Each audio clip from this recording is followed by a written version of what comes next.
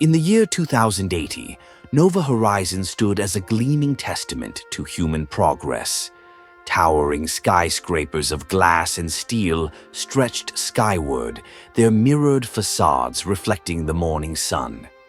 Hover cars glided silently above the streets, guided by invisible AI systems, while androids and humans walked side by side, their lives intertwined in seamless harmony.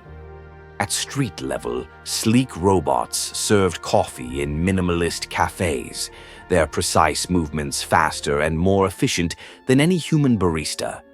Delivery drones zipped overhead, weaving between neon billboards that hovered mid-air, displaying holographic advertisements for the latest gadgets and virtual experiences. One fine morning, beneath the shade of an ancient oak tree, a man sat beside a makeshift bookstall laid directly on the pavement of Nova Horizon. He appeared to be in his early 40s, with short, neatly combed snow-white hair that shimmered faintly in the sunlight, a few loose strands softening his otherwise orderly appearance.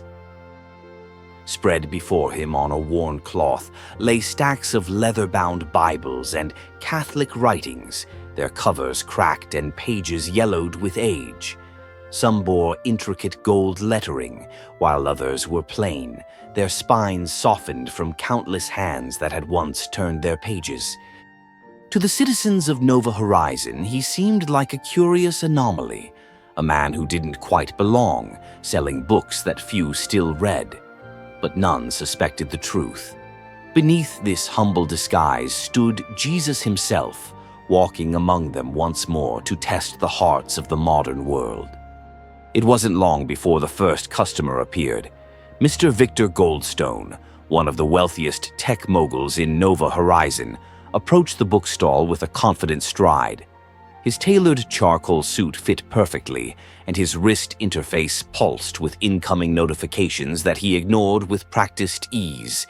His slicked-back dark hair and sharp features radiated power and success. Stopping beside the stall, he scanned the worn books with a smirk of amusement. Reaching down, he picked up a heavy leather-bound Bible, turning it over in his hands as if inspecting a relic from a bygone age. "These old things still exist?" he scoffed. His smile curved into a smirk of disdain. "In a world like ours, where knowledge is a thought away, who needs dusty old books?" Goldstone chuckled, adjusting his cufflinks with a flick of his wrist. "Spare me the philosophy, friend. Progress leaves no room for fairy tales." With that, he turned and walked away, his laughter fading into the distance. Shortly after, a woman approached the bookstall with a purposeful stride.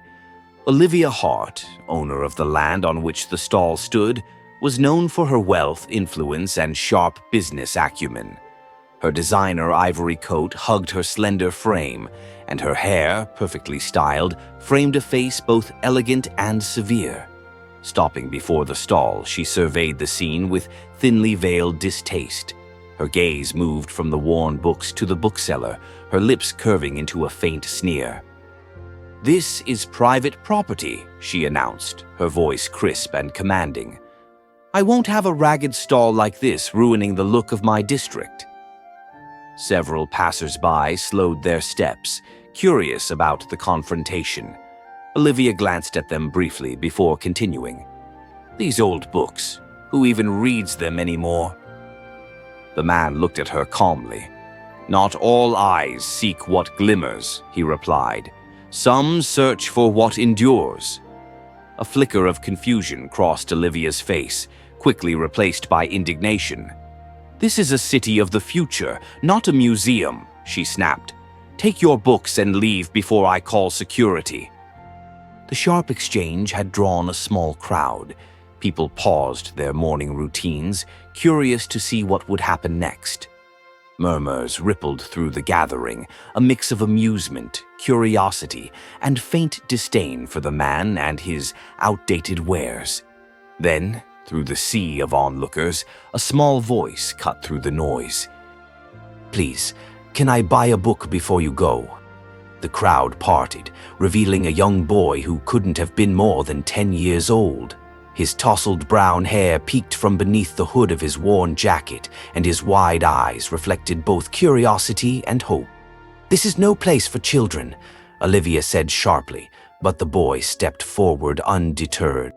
"Please," he repeated, "I just want one book." The bookseller's eyes softened. "Choose whichever calls to your heart, child." Kneeling beside the cloth, Ethan ran his fingers over the worn covers, pausing to read the faded titles. After a moment, his hand stopped on a Bible bound in deep brown leather, its cover embossed with a silver cross. The faint imprint of its title read, "The Book of Eternal Grace." "This one," Ethan said, lifting the book carefully. "How much is it?" "For those who seek with an honest heart, the cost is nothing," the man replied. Ethan's eyes lit up with surprise. "Really?"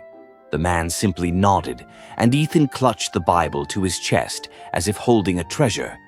But before he could step away, Olivia raised her voice, her tone sharp with authority. "This nonsense has gone on long enough," she declared. "Clear this street before I call security." At that moment, Ethan opened the Bible, and a golden light began to glow softly from its pages. The warm, gentle radiance spread outward, illuminating the faces of those gathered. The crowd fell silent, eyes wide with awe. Even the distant hum of hovercars seemed to fade, as time itself seemed to pause. This can't be real," Mr. Goldstone murmured, taking a step back. His once confident posture wavered as he struggled to process the scene before him. Olivia Hart clutched her coat as if to shield herself from the light, her carefully composed expression crumbling into one of disbelief.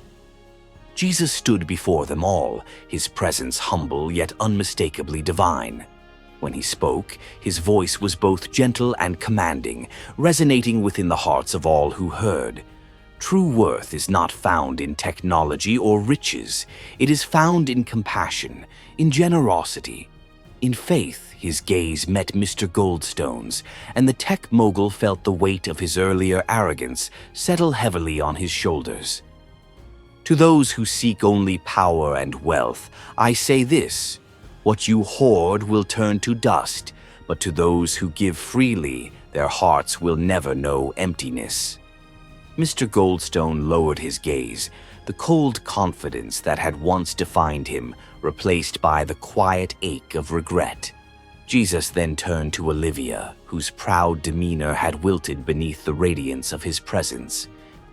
"And to those who judge by appearances, remember this: true beauty is found not in outward form, but in the kindness of the heart."